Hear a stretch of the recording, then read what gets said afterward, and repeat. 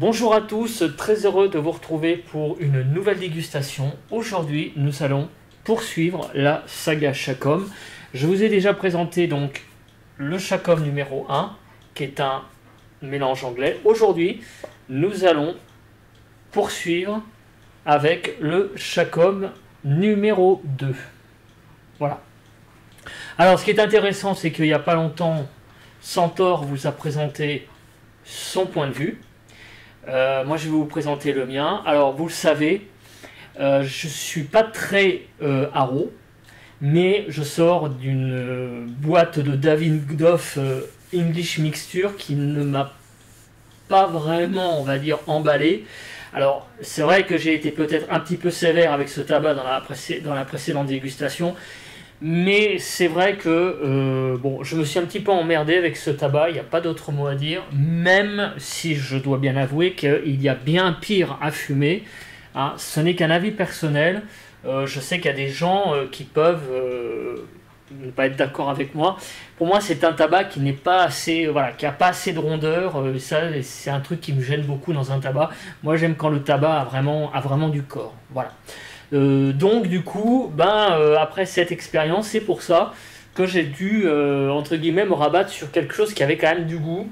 Et donc, un haro me paraissait très bien. Alors, pourquoi le Chacom? Parce que tout simplement, c'est un tabac français. Tout simplement. Ensuite, pourquoi le 2? Parce que, pour tout vous dire, j'ai acheté le 2, 3, 4. Le 4 je l'ai déjà fumé, hein, je l'ai déjà goûté, il est très bien. Le 2 et le 3 je l'avais goûté en soirée de fumeur de pipe. Je les avais pas trouvés terribles, mais je ne les avais pas trouvés non plus mauvais. Voilà. Donc je me suis dit que c'est vrai que lors des soirées de dégustation, on fume pas mal de tabac, on a la langue qui est quand même soumise à pas mal de dégustations, on va dire. Donc je voulais avoir un avis ferme, reposé, donc en le fumant tout simplement chez moi, tranquillement, et à vous faire partager ce point de vue. Voilà. Donc je vais vous ouvrir la boîte que j'ai commencé. Donc moi alors je dis pas que je triche parce que c'est pas le mot. Mais c'est vrai que j'aime bien connaître le tabac un petit peu avant de vous le présenter. Il y en a qui préfèrent vous faire les tests, on va dire, de manière neutre, brutale, c'est-à-dire on ouvre la boîte et c'est la première dégustation. Voilà, donc moi j'ai un peu fumé le tabac. Déjà j'ai pas mal emballé la boîte, entamé la boîte, puisque j'ai dû fumer une bonne dizaine de pipes, voire peut-être même une bonne quinzaine. Donc je me suis familiarisé avec ce tabac. Maintenant je vais vous présenter le contenu de la boîte ouverte et je vais vous décrire les brins. Donc dans cette boîte vous voyez du Virginia, du Burley et du Black Cavendish. Black Cavendish, j'ai pas l'impression qu'il y en ait beaucoup. C'est peut-être une impression. Donc vous voyez les brins. Les brins sont d'une taille très inégale. C'est assez curieux. Vous voyez, il y a des trucs bizarres comme ça. Les brins sont d'une taille inégale. Bon, c'est assez curieux. Il y a un peu de tout, il y a un peu de toutes les formes. C'est marrant, on dirait qu'il y a comme des... ouais, c'est pas une coupe uniforme. C'est assez étrange.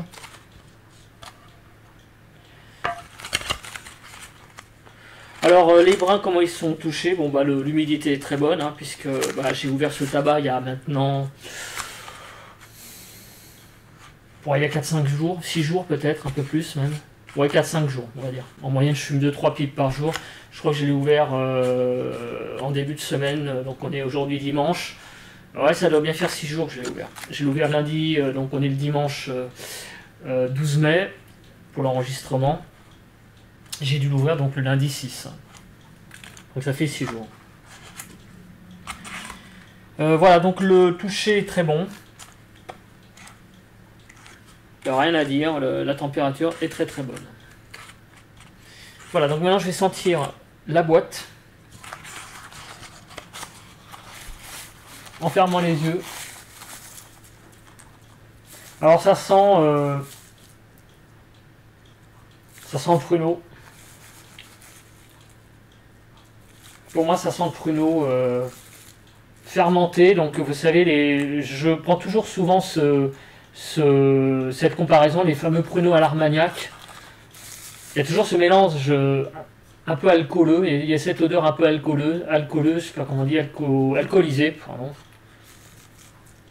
Ouais, ça sent le pruneau à l'Armagnac, il n'y a pas d'autre mot.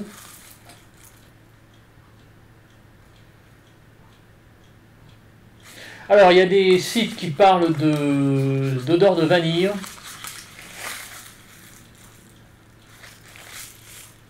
Je suis désolé, mais franchement, je la sens pas vraiment. Je la sens peut-être un petit peu en fond, mais ce qui domine, c'est cette odeur de prune. À l'odeur comme ça, quand on sort sur la boîte, ça sent cette odeur, une odeur de pruneau à l'Armagnac. Voilà, il n'y a pas d'autre chose à dire. C'est une odeur qui domine. Voilà, donc je vais fumer ce tabac dans une Peterson Aran, modèle Aran, ARAN, hein, je précise, pas le hareng, le poisson. Voilà, donc je vous la présente. Donc c'est une pipe que je retrouve avec plaisir parce que ça fait un moment que je ne l'ai pas fumée. Donc les Peterson, c'est des pipes que j'apprécie par leur esthétisme. Par contre, en matière de goût, alchimie avec le tabac, je ne sais pas pourquoi, mais c'est pas les meilleures fumeuses, bizarrement. Voilà, c'est un avis personnel. Donc j'aime bien surtout les avoir pour l'aspect esthétique, mais ça fait pas partie des meilleures fumeuses que j'ai, je trouve.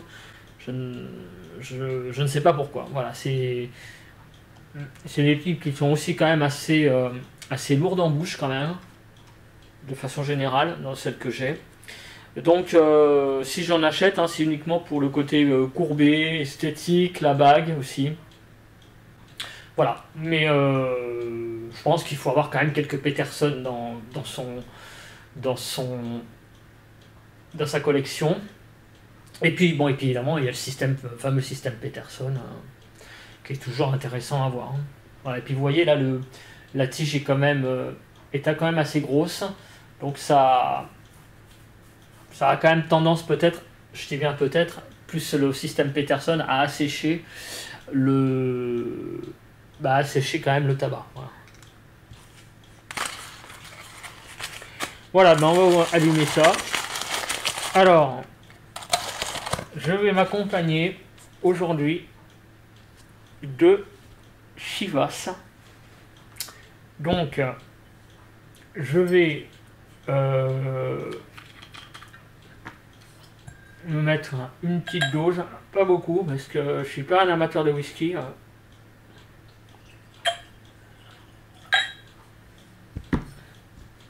Enfin, je suis un amateur de whisky, j'aime bien le whisky, mais un petit peu par petite dose. Mais j'en bois pas des quantités astronomiques.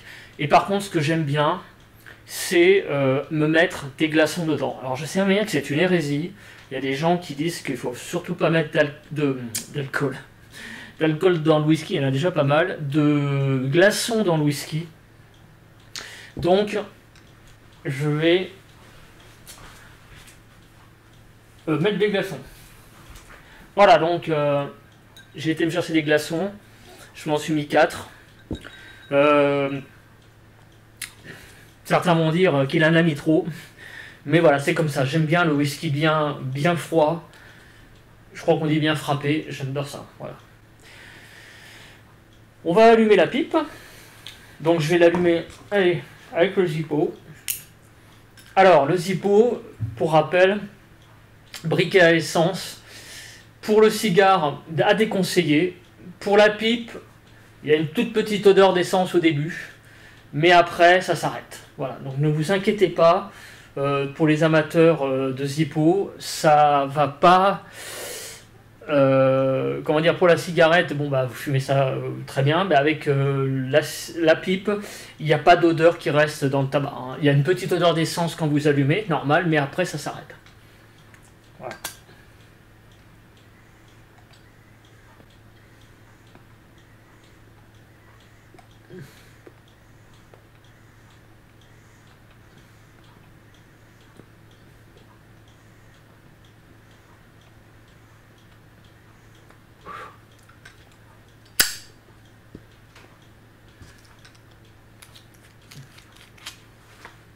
Embrasement facile.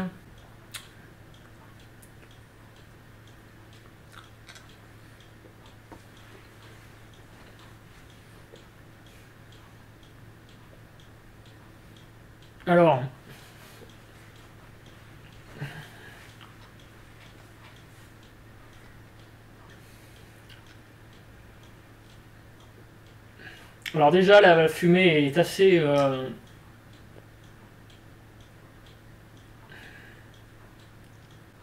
abondante déjà.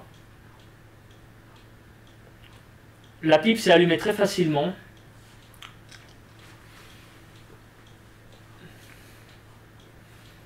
Alors, au goût. Donc le goût est plutôt sucré. Mais pas très sucré. Pas très sucré. On a aussi une forme d'acidité en même temps. Voilà. Il n'y a pas de, j'allais dire, d'excès en sucre, ni d'excès en acide. Ça va, c'est un assez bon équilibre.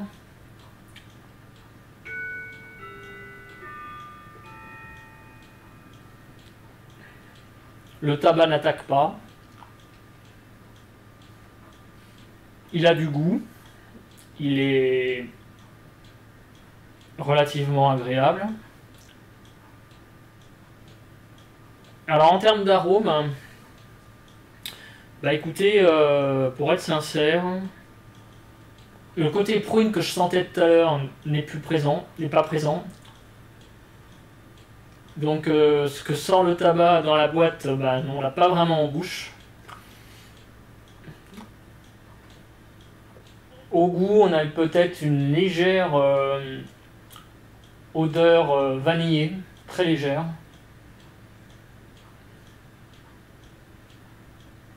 Alors c'est un arôme qui est là dans cette pipe, je précise, parce qu'évidemment il y a des pipes qui vont donner un rendu un petit peu différent de ce tabac.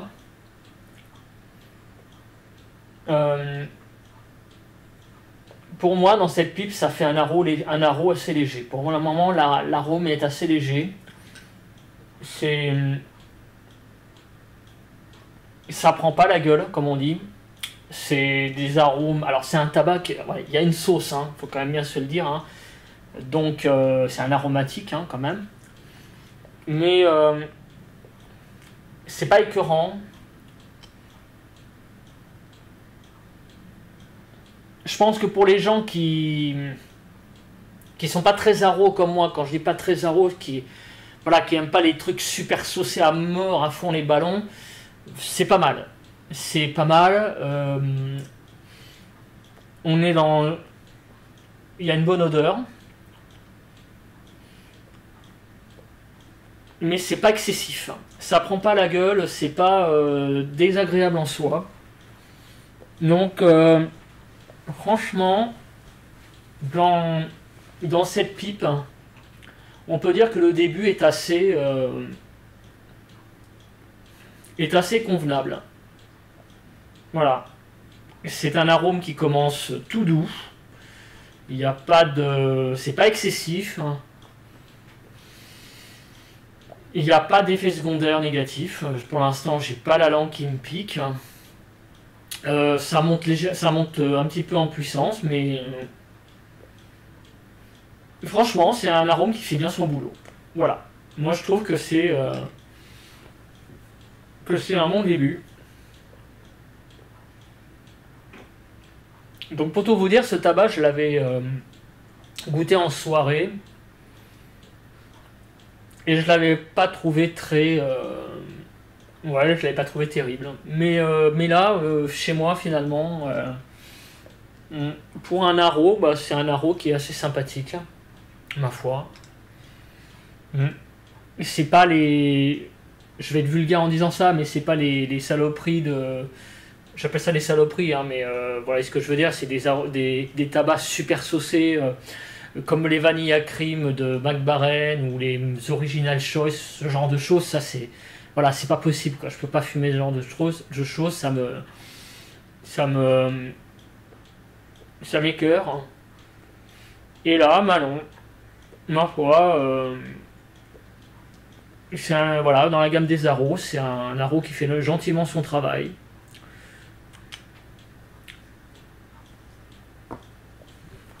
La combustion est très très simple, hein. Vous voyez, j'ai allumé le tabac d'un coup et il n'y a pas eu besoin de rallumer derrière. Là, ça s'est lancé très vite. Alors la cendre qui se forme est effectivement, alors je dis effectivement parce que bon, je vous le cache pas, j'ai vu d'autres vidéos, donc notamment celle de Centaure, donc évidemment j'ai envie un peu de comparer, hein, de ce qu'ils disent, ce que je ressens, tout en ayant mon avis. Et regardez la cendre qu'il y a dans le foyer. Il y a une cendre qui est assez fine qui se forme au-dessus très très vite, hein. C'est assez particulier, hein, ça fait presque comme de la poudre, hein.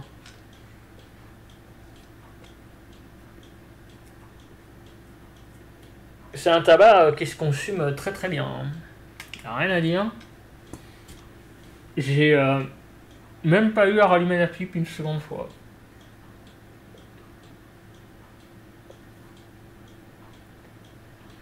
Alors, on le compare, ce tabac, ça a été aussi dit par Centaure, et c'est marqué quand même dans plusieurs, on va dire, descriptions.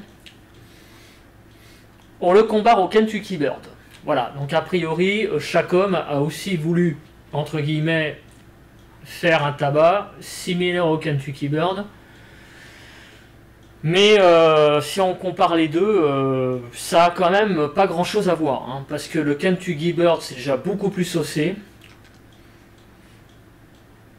Et c'est surtout que le Kentucky Bird, il y aurait dedans des pétales de rose, enfin il y aurait surtout une sauce assez basée sur le côté floral.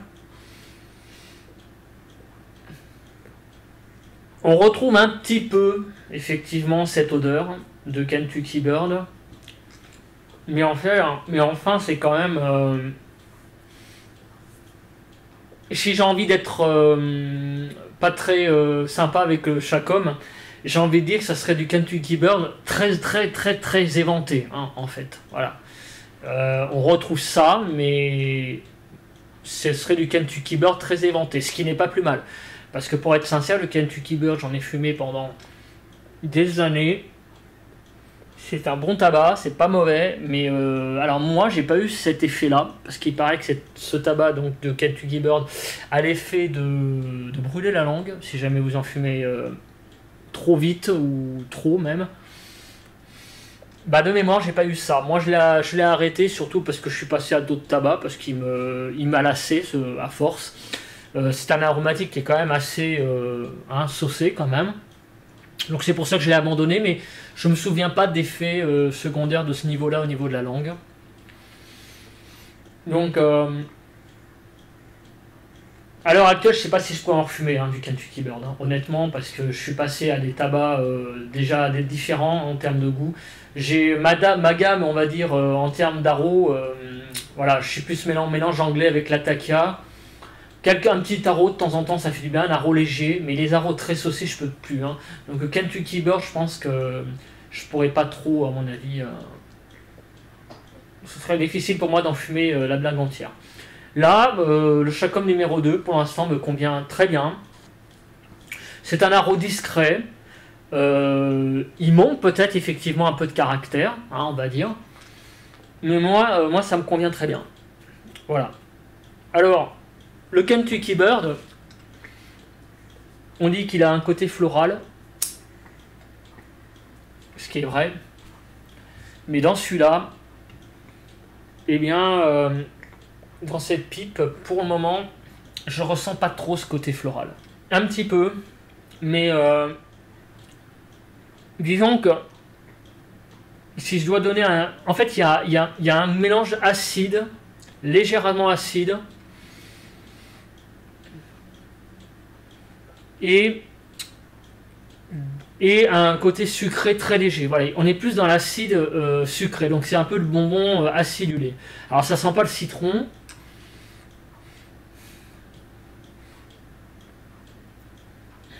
C'est assez compliqué de définir l'arôme en fait.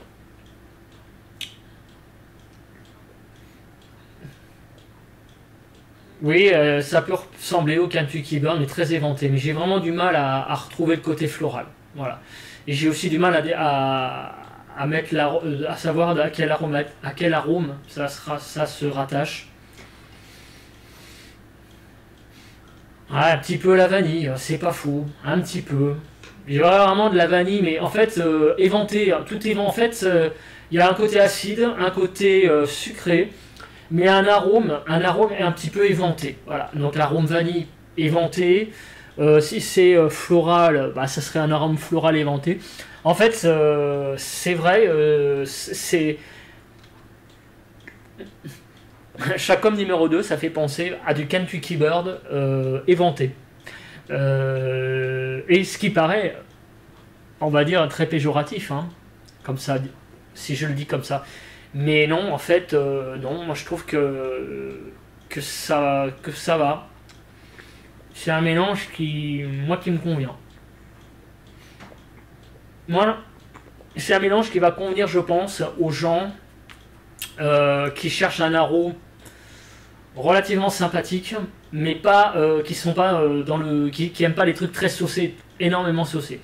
Voilà, je pense que c'est et qui aiment un côté un petit peu sucré quand même et acide, légèrement acide. Voilà. Bah, je pense que ce tabac est fait pour vous dans ce cas-là. Donc, vous pouvez essayer le Kentucky Bird d'abord, parce que c'est souvent ce tabac-là qu'on conseille aux débutants pour avoir un truc agréable en bouche, voilà. Mais pour les gens qui ont des effets secondaires avec ce tabac-là ou qui le trouvent trop fort, ce qui est un petit peu mon cas, je pense que aller donc au ton en dessous en termes de goût, de force, et je pense que ce tabac-là est pas mal pour débuter. Moi, je trouve que pour un débutant, le Chacom numéro 2 est pas mal du tout. Franchement, et moi, je pense qu'il serait presque plus à conseiller à un débutant en fait. Parce que c'est comme au début, on sait pas trop où on va, voilà. Et moi, c'est vrai que on en a souvent parlé sur le live de Calembredaine, mais les gens ont tendance tout de suite à associer pipe avec bonne odeur, et donc ont envie, on va dire, de se lever dans des trucs très aromatiques, très bonbons, avec des tabacs qui ont des goûts, on va dire, j'exagère, mais des goûts à la fraise, noix de coco, enfin vous voyez ce que je veux dire, des goûts très particuliers. Bah moi j'ai envie de vous dire, faites attention à ça parce que c'est un danger quelque part. Vous avez envie j'ai presque envie de dire, vous avez envie de fumer votre pot pourri qui est sur votre table, j'exagère même, mais votre canard, enfin pas votre canard WC, mais les trucs qu'il y a dans les chiottes ou les senteurs, machin. Vous voyez, ce que je veux dire par là, c'est que il faut pas tomber dans la caricature. Il faut faire attention quand on fume des arômes à ne pas se lever dans des arômes beaucoup trop forts. Voilà. Sinon, bah vous fermez à d'autres trucs, j'allais dire, plus naturels. Comme le Latakia par exemple, ce genre de choses. Donc les arômes, c'est bien pour se faire plaisir de temps en temps de fumer un truc super saucé, super machin, mais ne rentrez pas là-dedans, essayez ça, voilà, dites-vous bien que effectivement c'est pas très aromatisé, mais il y a d'autres trucs, d'autres familles de tabac qui sont beaucoup plus brutales, mais qui ont autant de saveur et de corps, voilà, et qui sont plus brutes. C'est vrai que c'est plus brut. Parce que sinon, si vous vous levez dans l'aromatique fort, bah vous risquez de passer à côté des Anglais, du Latakia, du Brun aussi, qui sont des familles très intéressantes à explorer. Voyez. Donc faites très attention aux arômes. C'est pour ça que moi je dis ça parce que moi j'ai été très longtemps un fumeur d'aromatique, hein, pendant très grosse dizaine d'années. Je fumais presque que ça. Et j'ai eu beaucoup de mal au début, hein, à passer au brun, à passer au mélange anglais. Et il m'a fallu du temps pour que mon palais s'habitue, parce que je m'étais trop habitué aux aromatiques, j'allais dire, assez forts. Et là maintenant, bah là, je suis un petit peu décalé là maintenant en termes de, on va dire, d'éventail de dégustation. Je suis arrivé à un point où je peux goûter un peu de tout. Voilà, donc je peux goûter de la famille des bruns, des Latakia, des Anglais, et je touche aussi aux arômes, mais aux arômes, on va dire, en intensité qui sont assez faibles. Voilà, parce que si vous êtes trop dans un truc, bah vous passez à côté du reste. Et je trouve que c'est un peu dommage. Hein, c'est de la dégustation, c'est un petit peu comme quand si vous êtes un buveur de vin.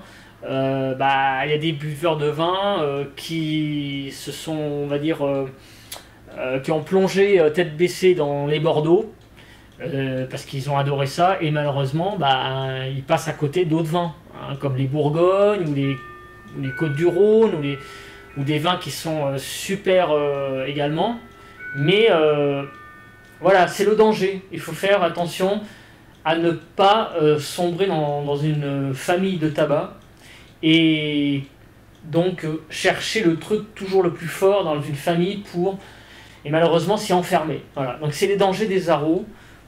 C'est pour ça que je suis d'accord avec vous que dans la gamme des arômes, il y a beaucoup plus fort, beaucoup plus goûtu, mais c'est un bon arôme. C'est un arôme, on va dire, carrefour, pour les gens qui veulent quand même fumer de l'arôme, mais qui veulent aussi s'essayer à autre chose. Donc pour les débutants, c'est pour ça que moi, je préconise presque plus du Chacom numéro 2 que du Kentucky Bird. Et alors encore moins de l'Amsterdamer, parce que c'est vrai que on conseille l'Amsterdamer, mais pour moi, l'Amsterdamer, c'est une hérésie.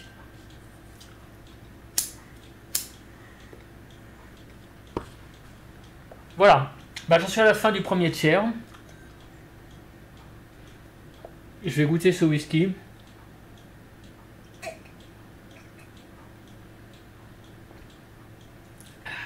Voilà, il est bien frais, très très bon. Voilà, bah on se retrouve à la fin du deuxième tiers. Voilà, donc on se retrouve pour... c'est pas tout à fait la fin du deuxième tiers, on en est à un peu plus de la moitié. Alors, le goût a un petit peu évolué, puisque il y a une espèce de... Le tabac a plus de corps, en fait. Alors c'est assez difficile à expliquer, mais le côté acide a un peu disparu. C'est le côté sucré qui l'emporte, on va dire. Donc là, le côté sucre est un petit peu monté. Et la vanille est un petit peu plus présente. Et par contre, ça commence à piquer la langue. Voilà, donc ça c'est un petit peu le... Ça picote légèrement la langue. C'est léger, c'est pas dérangeant, mais enfin, on a une évolution. Ce qui n'est pas plus mal, hein, parce que vous savez tous que pour un tabac, ce qui est quand même important aussi lors d'une dégustation, c'est quand même aussi de voyager. Et là, on voyage un petit peu. Oui, la vanille est là. La vanille est là quand même.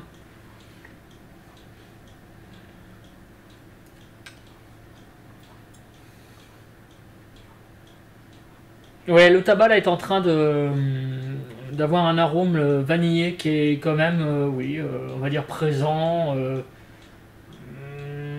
assez faiblement, mais on le sent.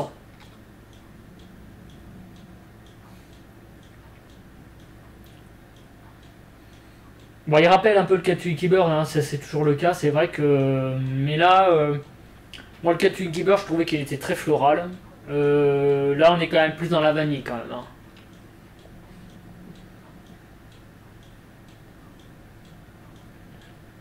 Oui. J'essaie de réfléchir sur le goût, hein, mais là, c'est la vanille qui l'emporte, hein. En rétro-olfaction, ouais. Alors effectivement, il a ce côté un petit peu piquant qui peut rappeler, qui peut lui donner un caractère un peu floral. Mais à l'arôme, c'est la vanille, hein. Il n'y a pas de problème. Ça sent la vanille là un petit peu. Donc c'est un tabac intéressant, hein. C'est un tabac qui évolue. Franchement, pour un aromatique, c'est un aromatique sympa, hein. Il est très sympathique cet aromatique, hein. Franchement, vous voyez, moi je suis pas très arôme, mais là je passe un bon moment, hein. Mm. Voilà, bah écoutez, on va se retrouver pour la fin de la pipe. Donc toujours important pour moi là, les fins de pipe. C'est un critère important, la fin du bol. Et aussi, bah, on se retrouvera après pour les cendres également. Voilà, donc on se retrouve pour la fin de la pipe et les cendres. Voilà, alors j'arrive en fin de pipe.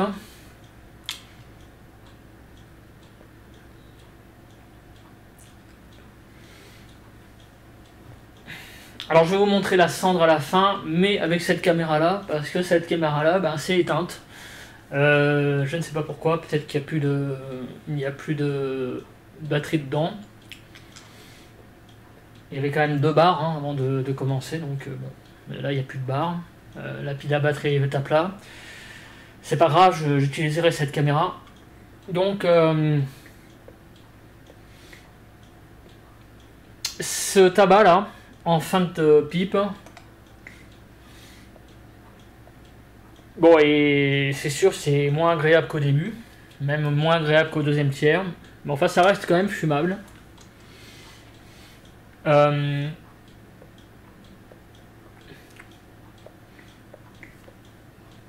fait, le côté vanille a disparu en fait, a un peu disparu. C'est atténué à nouveau. En fait, il ne reste là plus que l'acidité a aussi diminué. Donc il reste un assez fort goût de sucre. Un tout petit arôme vanillé, mais alors beaucoup moins fort. Enfin, déjà qu'il n'était pas énorme, mais là c'est vraiment très très faible.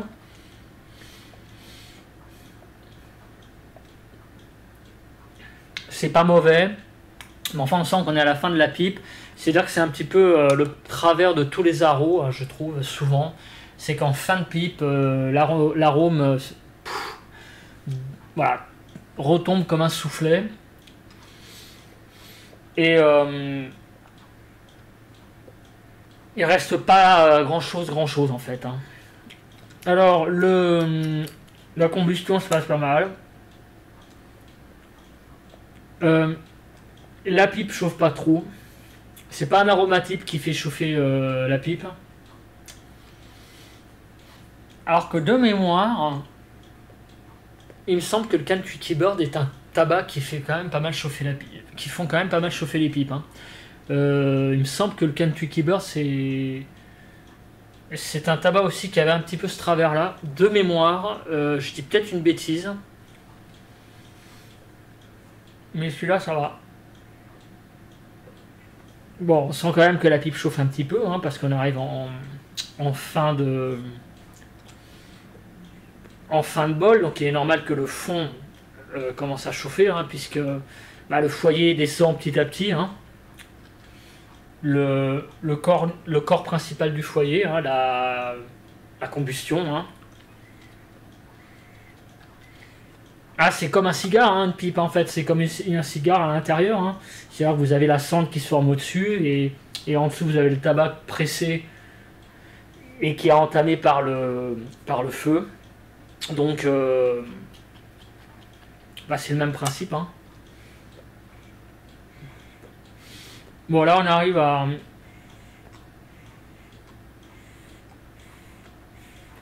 en fin de pipe. Là je tire dessus et ça rougit à l'intérieur. Donc ça veut dire que le tabac est quasiment terminé. Alors je vais enlever un petit peu parce que ouais, il me reste des brins.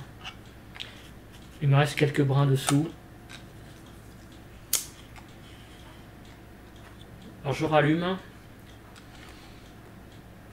Et j'ai un petit problème, c'est que j'ai l'impression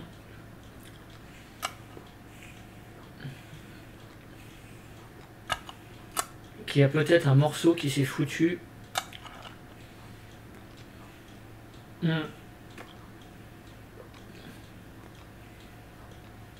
J'ai l'impression qu'il y a un morceau qui s'est foutu dans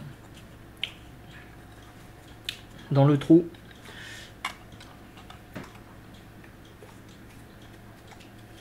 Du coup, le tirage a du mal.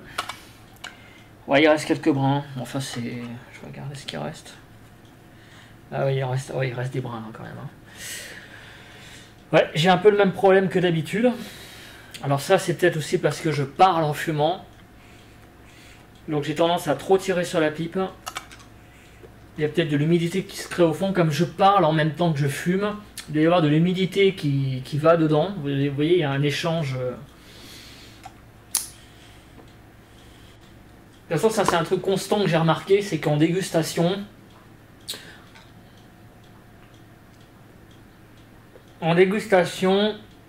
je garde plus ma pipe en bouche, enfin je garde ma pipe en bouche tout en parlant.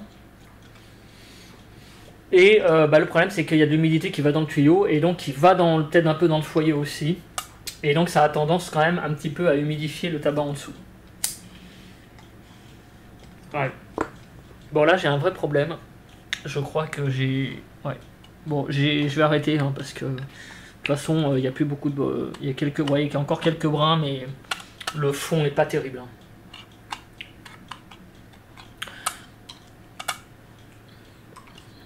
Voilà. Bon, je vais arrêter. Voilà. Je vais... Donc...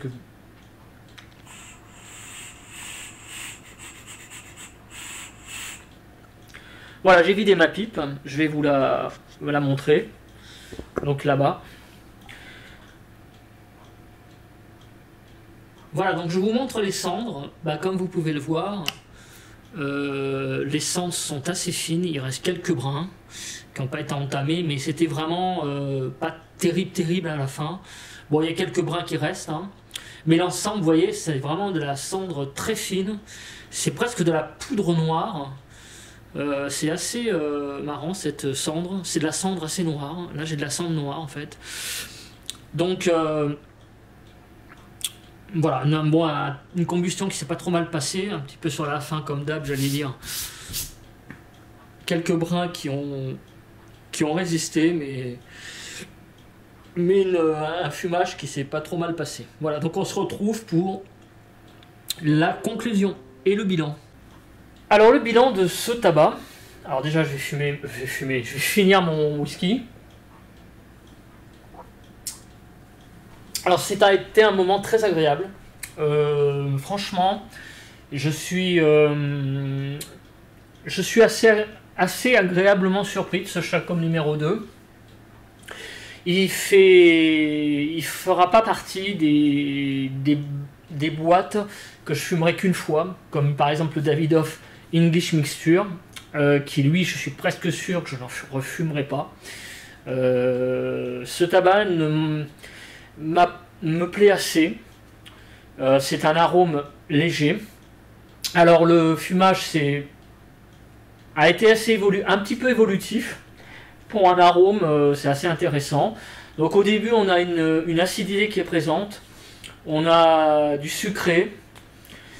Et un arôme qui est assez difficile à deviner au début. Alors au début, quand on sent, il y a la prune. La vanille, je la sens pas à la senteur. La vanille arrive apparemment, selon moi et selon cette pipe, en milieu de bol. On a une légère arrivée de la vanille en milieu de bol. Et ça reste, ça reste à peu près lors du deuxième tiers. Parce qu'après, lors du dernier tiers, l'arôme vanille, légèrement vanillé, très léger, a tendance à rechuter pour laisser une espèce de fumée sucrée, mais sans véritable arôme. Donc c'est moyennement agréable, mais enfin ça reste quand même largement fumable et avec un certain intérêt. Voilà. Si je dois donner une note, écoutez, franchement, moi je donnerais un bon 14 sur 20 ce tabac. Oui. Même un bon 15, un petit 15, entre 14 et 15. L'arôme note a l'air d'être assez agréable aussi.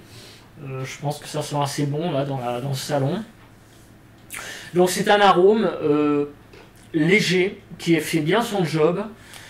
Je pense que pour les amateurs d'aro, c'est un arôme qui manque peut-être effectivement, et là je le conçois très bien. Je rejoins donc l'analyse de Centaure qui a peut-être quelque chose qui manque, mais moi il me convient bien. Moi il me convient bien parce que s'il y avait encore autre chose au-dessus, ça commencerait là par contre à être un petit peu fort pour moi. Donc pour les gens qui aiment les aros, pas trop prise de tête, pas trop prise de gueule, pas trop saucé, je pense qu'il est très bien. Voilà. C'est un arôme sympathique. Un aromatique sympathique. Voilà, écoutez, moi franchement j'ai passé un agréable moment et je vous invite vraiment à acheter ce tabac français en plus. Il vous ravira. Oui, si je dois donner une... Parce que le Chacom numéro 1, on le classe dans les mélanges anglais. Et c'est pareil, on le trouve un peu fadasse. Alors, c'est vrai que le 2, dans la gamme d'un aromatique, c'est un peu la même chose. C'est un aromatique très léger. Tout comme le Chacom numéro 1, c'est un mélange anglais très léger. Voilà, donc ces deux opus, donc 1 et 2 de Chacom, dans leur gamme, ce sont des mélanges anglais très légers, et un mélange anglais très léger pour le Chacom 1 et un Aro assez léger pour le numéro 2, qui rappelle effectivement un petit peu le Kentucky Bird, mais alors un Kentucky Bird bien éventé. Hein. Voilà, c'est ce que je dis depuis le début de la vidéo. Donc pour moi, je le recommande.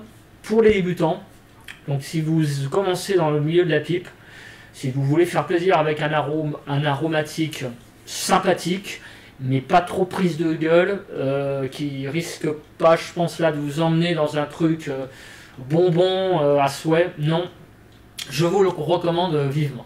Voilà. C'est là-dessus qu'on va se quitter. Merci d'avoir suivi cette vidéo de dégustation. Écoutez, on se retrouve pour une prochaine vidéo. Bye bye à tous.